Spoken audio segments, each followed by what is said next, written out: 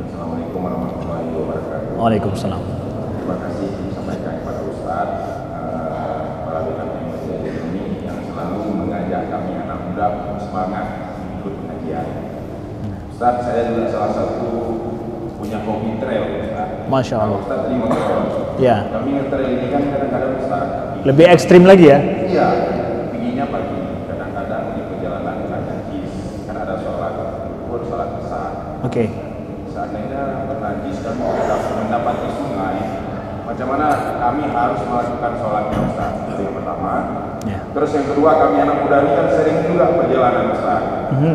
Perjelaskan ke kami bagaimana cara salat jamak dan kasar itu betul, Ustaz. Salat jamak dan kasar itu betul. Ya. Itu aja mungkin kalau pertanyaan Ustaz. Terima kasih mohon penjelasannya. Assalamualaikum warahmatullahi wabarakatuh. Waalaikumsalam warahmatullahi wabarakatuh. Baik, ada dan kasar. Bagus, bagus ya. Pertanyaan luar biasa. Ini dari orang nge-trail nih, yang suka trail. Ada lagi yang suka trail di sini nggak? Mana? Biar satu hari kita pergi trail kan. Lebih enak lagi nanti di Tangse itu, luar biasa trailnya. Apalagi di Padang Tinggi sampai ke Lengkok Kuing itu, ya. Lengkok Kuing itu luar biasa di sana. Pernah pergi nggak? Nggak ya? Itu pernah pergi. Oh, promosi PD dah tetap. Ya. Ya. Baik. Jadi kalau kami trail pergi misalkan pagi gitu ya, pulangnya sore, itu udah berlumpur-lumpur gitu ya, udah kena najis gitu Ustaz. Kami jumpa sungai nanti, gimana Ustaz? Kita yang pergi trail, kita tahu bahwa ini pasti pergi sore, ini pulang sore ini, lama berarti. Berarti ada dua sholat yang di dalam perjalanan gitu, sholat zuhur dan sholat asar misalkan. Dan mungkin kejadiannya adalah ini memang nggak bisa dikosar, nggak bisa dijamak gitu ya. Dilaksanakan dua-duanya dalam perjalanan. Lalu baju kami ini kena najis. Pertama, najis itu najis apa dulu? Apakah keluar air kencing? Kadang. Kemudian juga adalah ada mungkin keluar juga yang depan belakang lah gitu kan. Apalagi lagi naik-naik gitu kan. Ya. Apalagi yang ngeri-ngeri gitu kan. Apa nggak keluar kencingnya Ustaz ya? Ya. Nah, gimana kalau jumpa sungai? Alhamdulillah jumpa sungai. Kalau seandainya nggak bawa baju lain, baju ganti cuma itu aja, jumpa sungai ya udah, air itu membersihkan najis, najis, cuci dia di air sungai. Ya? Dengar dulu. Ini jumpa sungai, maka ketika itu cuci dia sampai bersih. Walaupun basah-basah semuanya nggak masalah. Salat basah-basahan nggak ada masalah. Mungkin najis itu bukan itu juga lumpur kadang. Lumpur bukan najis. Walaupun kita kena lumpur, banyak lumpur kena, dan kita yakin itu nggak ada tai babi, nggak ada tai itu di ini, cuma sekedar lumpur aja. Walaupun berlumpur itu nggak masalah, sholat dalam kondisi kita berlumpur nggak ada masalah, karena lumpur itu bukan najis dia. Yang najis itu yang keluar dari kita itu, atau yang ada tai lain yang kena itu. Nah, kalau nggak ada itu lumpur aja itu suci, nggak ada masalah. Nah sekarang Ustaz nggak ada jumpa sungai, gimana Ustaz? Ya nggak ada jumpa sungai, ada jumpa air. Iya kubang. Ya, ada air kubang, ya, ada air kubang. Nah, kalau nggak ada air kubang Ustaz seperti apa? Nah, ini dia. Di tempat kita itu adalah daerah yang banyak air. Beda dengan di daerah Arab sana, di gurun. Gurun itu yakin jarang ada air. Kalau kasus di gurun, kita harus cari dulu air, tetap sampai keluar waktu. Kalau nggak ada air baru lain cerita. Di tempat kita nggak ada di sini, ada di sana, nggak ada di sana, ada di sana. Bisa cari air sampai kita jumpa air. Jumpa air kita cuci itu, bersihkan, dan kita sholat tepat pada waktunya. Kalau ternyata nggak jumpa juga Ustaz, jangankan air untuk minum aja nggak ada Ustaz. Minum aja nggak ada, gimana ini?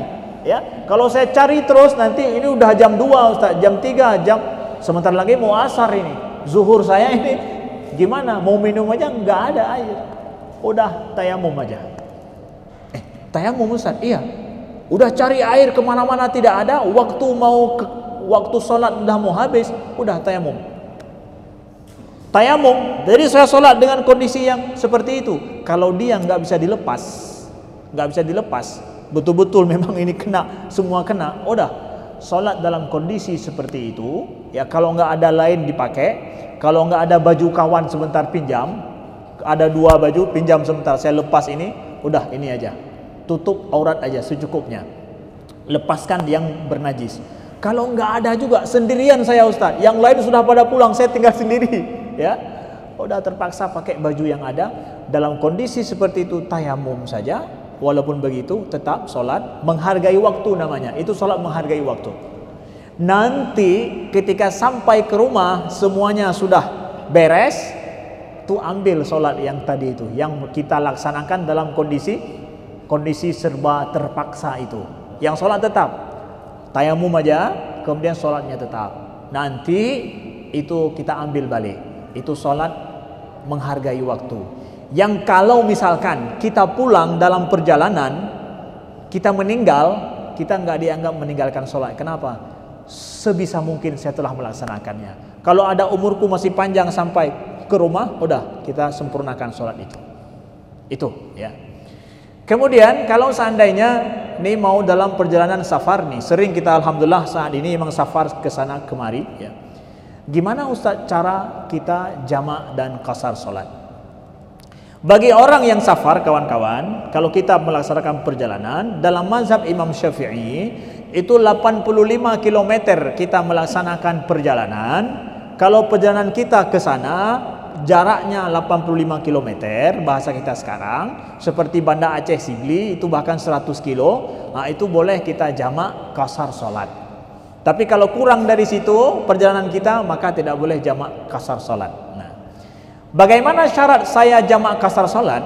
Syaratnya adalah kalau misalkan mau qasar salat, ini mau laksanakan perjalanan ke Sigli misalkan. Kalau ke Sigli berarti berapa itu? 100 kilo. 100 kilo berarti dalam perjalanan saya boleh jamak salat, boleh saya qasar salat saya. Ketika saya berangkat ke Sigli, mulai dari Lam Sepeng ini, dari Lam Sepeng ini, mulai dari Lam Sepeng itu belum masuk waktu zuhur misalkan. Jam 12 lewat 30 belum azan kan? Belum. Azannya jam 1 kurang 10. Oke. Berangkat terus dari sini. Dalam perjalanan misalkan sampai ke Anegalong, azan di sana. Nah, kalau masuk waktu azan sudah mulai melaksanakan perjalanan, berarti zuhur itu bisa dibawa ke asar nanti. Udahlah, nggak ada sholat dulu lah. Karena apa? Lanjut aja lah. Asar nanti sholat di Sigli aja. Ya, saya sholat di Sigli. Maka niatkan dalam hati untuk sholat asar di Sigli, sholat zuhur di Sigli nanti. Bawa ke asar aja nanti. Udah. Boleh itu, boleh. Tapi kalau kalian berangkat dari Lam Sepeng, mau pergi ke Sigli, tapi kemudian azan, Allahu Akbar, Allahu Akbar, udah siap-siap, udah mulai berangkat, azan pula. Atau bahkan belum keluar kota Banda Aceh sudah azan. Sholat zuhur itu nggak bisa dibawa kemana-mana, harus sholat seperti biasa. Kenapa? Karena kita masuk waktu sholat, status kita belum safar lagi, belum berangkat dari kampung. Karena daerah kampung kita itu belum dianggap daerah safar. Daerah safar itu sudah melewati kampung kita. Kalau bahasa kita udah lewat Lambaru lah. Dah lewat Lambaru itu kalau kawan-kawan jalan lewat Lambaru, jumpa kawan pasti ditanya, "Ho ya?" "Ho ya." Pasti jauh nih. Tapi kalau mutar-mutar di sini aja nggak ada kawan yang tanya, "Ho ya? Hana cibu karo buta-buta batai nang karo." Nang bola eji nang buta-buta. Ya. Nah, kawan-kawan nggak ada yang nanya. Nah, makanya kata para ulama syaratnya adalah pada saat waktu sholat datang kita sudah berada di areal safar, jalan safar, udah pergi ke jalan. Nah, itu boleh jamak qasar sholat itu. Ya. Jadi selama kita di Sigli dalam mazhab Imam Syafi'i, kalau kita tinggal di Sigli 3 hari misalkan, 3 hari tinggal di Sigli, maka itu selama 3 hari boleh jamak qasar kita di sana. Saya tinggal di Sigli 3 hari, habis itu baru balik lagi ke Banda Aceh. Itu selama di Sigli boleh jamak qasar sholat, dijamak di sana. Sampai balik kemari udah nggak berlaku lagi. Tapi kalau tinggal di Sigli 1 minggu, 1 pekan, dia rencana nih mau tinggal 1 pekan di Sigli. Jamak qasarnya boleh dalam jalan saja. Ketika sampai di Sigli nggak boleh lagi salat seperti orang Sigli. Kenapa begitu Ustaz? Karena kalau udah tinggal di daerah tempat kita tuju selama 1 minggu, 1 pekan, begitu kita sampai status safar kita sudah tidak ada lagi. persis jadi seperti orang Sigli kita. Kalau rencana tinggal di tempat kita tuju itu 1 pekan, 7 hari. Kalau 7 hari, begitu sampai ke Sigli nggak ada lagi jamak kasar. Apalagi lebih daripada 7 hari, udah begitu sampai, udah nggak berlaku lagi safar bagi kita. Nah, paham ya? Mungkin kalau baru pertama kali dengar agak ini sedikit. Nah, pokoknya artinya bahwa boleh jamak kasar kita sudah status safar. Status safar itu kapan? Ketika kita perjalanan keluar dari kampung kita dan masuk waktu sholat sedang dalam safar kita, bukan di kampung. Kalau di kampung maka harus ambil sholat seperti biasa. Jadi kalau sholat zuhur di kampung sini, nanti di perjalanan misalkan sampai sore asar, maka satu waktu asar itu boleh sholat 2 rakaat aja, namanya kasar saja. Zuhur di Lam Sepeng 4 rakaat seperti biasa. Sampai ke sore zuhur sholat asar. Nah, asar itu kalian boleh sholat 2 rakaat aja, namanya sholat kasar namanya. Nah, itu dia. Nah, jadi kalau nggak bisa dijamak ya ambil kasar aja, 2 rakaat, assalamualaikum, terus lanjut lagi trail kita. Ya gitu.